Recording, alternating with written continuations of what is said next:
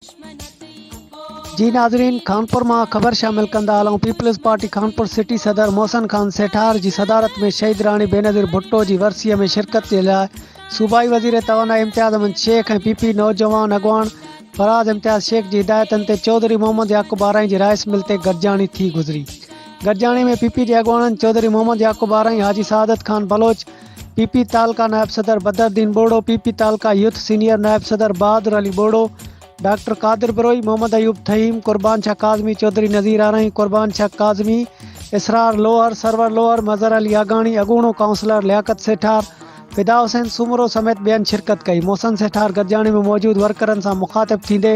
चयो त सूबाई वज़ीर तवाना इम्तियाज़ अहमद शेख, फराज इम्तियाज़ शेख ऐं ज़ुबैर मेमण की हिदायतन ते शहीद राणी बेनज़ीर भुट्टो की वरसीअ में खराज अक़ीदत पेश करण के लिए सूबाई वज़ीर